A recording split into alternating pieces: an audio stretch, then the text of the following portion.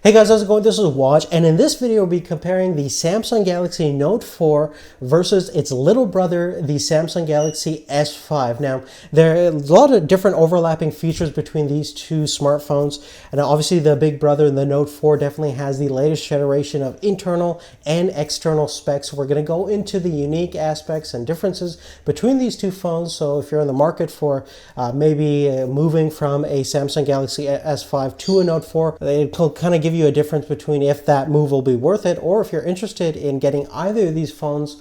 Hopefully this will give you some kind of insight on which one you should pick.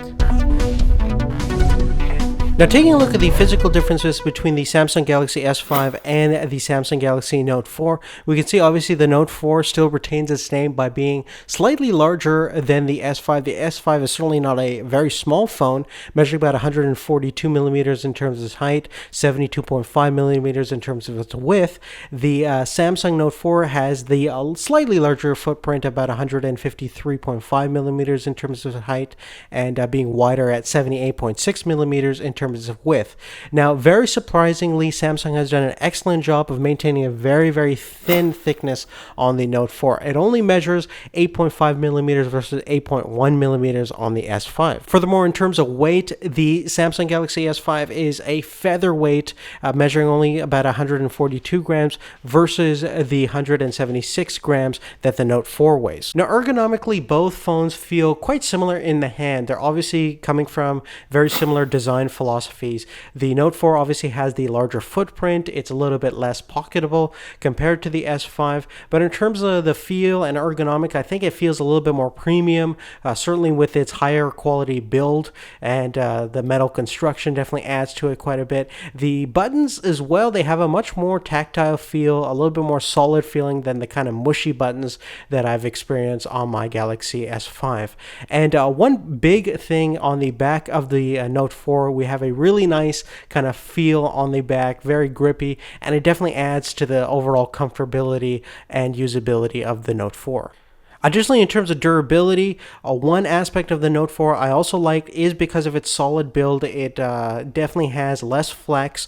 Now, the Samsung Galaxy S5 is made out of polycarbonate plastics, so its unibody construction is fairly good, but it does flex a tiny bit here and there, and you do definitely get a little bit of creaking sounds. Not as bad as last generation's S4, but certainly not as stiff and as quality construction as the Note 4. However, one big difference an advantage that the S5 has is that it has full IP67 certification for both dust and water. So you can basically dip this thing for 1 meter for 30 minutes and not have an issue on the S5.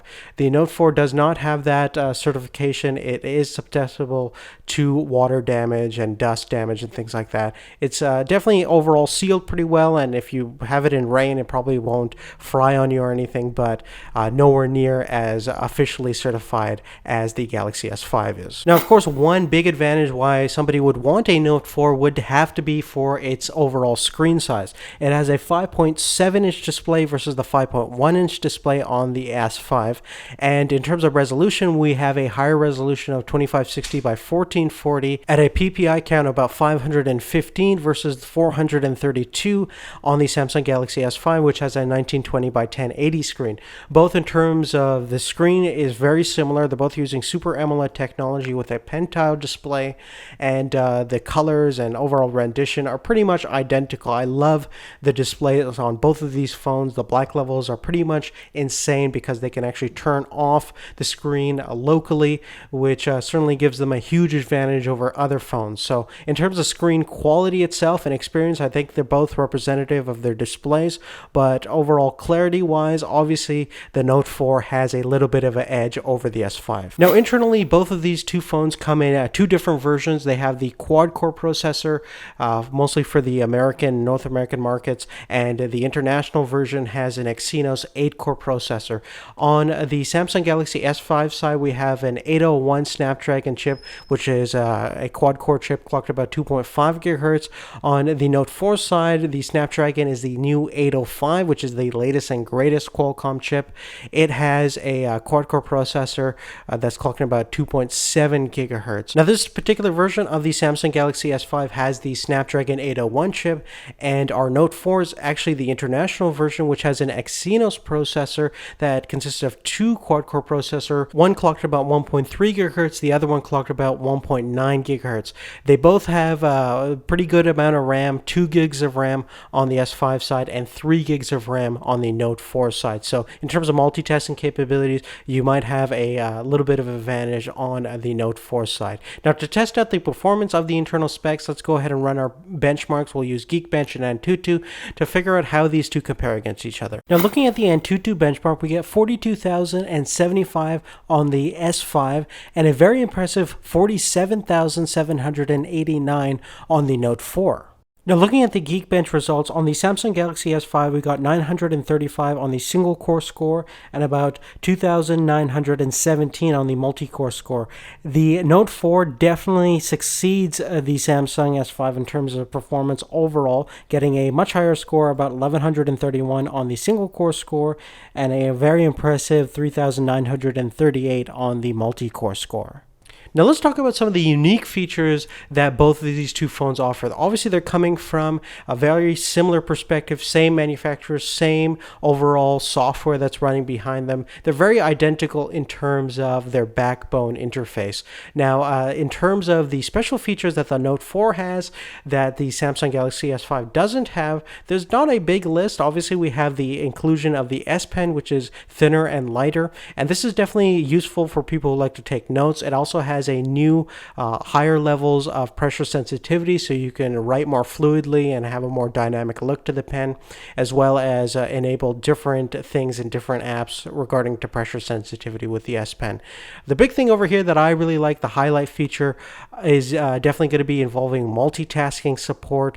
Obviously, we have multitasking split window modes in both phones, but the Note 4 has a new pop-up window multitasking mode, which can actually allow you to freely move around apps in smaller windows, really taking advantage of that higher resolution, that larger display, to do some really innovative, versatile kind of things that you would typically find in a desktop environment operating system. So definitely expands the capabilities of what TouchWiz can do and makes you as productive as possible if you're a big multitasker. Now, is this a real big advantage in real life? Well, I don't know. I think the split screen mode is very well designed in terms of both regards, but there are certain moments where this pop-up window multitasking mode can give you slight advantages over that traditional side-by-side multitasking mode. Now, both phones have the integrated fingerprint scanner on the home button. They both work quite well. They're a little bit more finicky than what you would find on the new iPhones, but they do a job in terms of unlocking your phone, authenticating passwords and things like that, and hopefully with software updates will get a little bit more refined and easier to use, but they're definitely not too bad integrated. They both have the heart rate monitors, the sensor at the back that integrates well with the S Health app. Performance wise, I think it's the identical hardware, so there's not a big difference there. Continuing with the similarities is also the connectivity and networking features. They're both LTE certified, same bandwidths in terms of networking capabilities, and the overall call quality on both of them are quite good. Now, additionally, they both have AC Wi-Fi compatibility, so latest generation of Bluetooth and networking capabilities, as well as full NFC capabilities that will enable them to coincide lots of different devices, including the new Galaxy Gear line of smartwatches. Now, one interesting thing to note about the connections is that the Samsung Galaxy S5 actually has a USB 2.0 and 3.0 connector, versus the Note 4 just has the 2.0 micro USB connector. Now, for the most part, most people probably don't use USB 3.0 speeds, and it's not that important to them. Maybe that's why they don't have it in the Note 4, but I certainly do use the 3.0 connector quite a bit on the S5, and it's unfortunate that we don't have it on the Note 4. Now let's take a look at the cameras on both these phones. They're both excellent in terms of both regards. They're similar in terms of a lot of different features, but there are a couple of differences and advantages on the Note 4 side. On the Note 4's front-facing camera, we have a higher 3.7 megapixel sensor versus the 2 megapixel sensor on the S5. It can also, both can do 1080p. One big thing about the new front-facing camera on the Note 4 side is that it has a new wider viewing perspective, almost 120 degrees of field of view, a very excellent front-facing camera. Flipping the phones over to look at the rear-facing cameras, they're both using 16 megapixel sensor.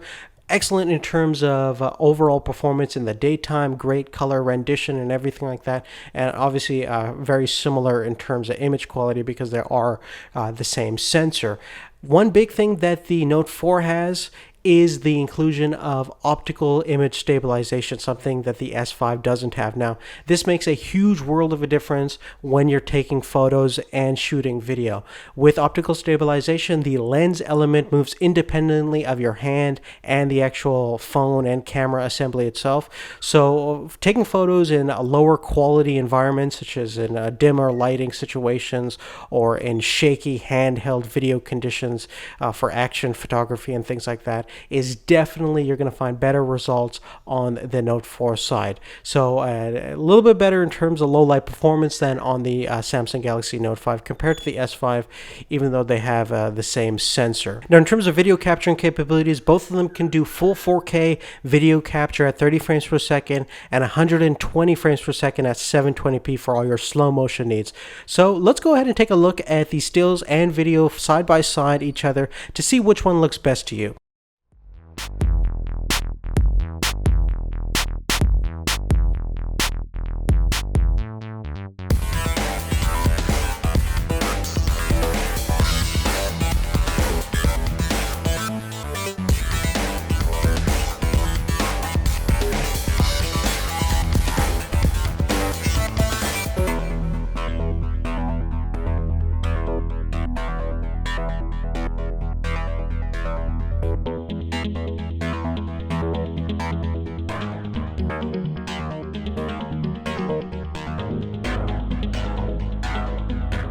Now, the last thing that we're going to talk about is the battery performances in these two phones. They're both excellent in terms of both regards. Now, obviously, the Note is famous for its amazing battery performance. They both, interestingly, have removable batteries, so you can take off the back and replace the batteries, so you can basically buy a whole bunch of batteries if you're away from power and never run out of juice.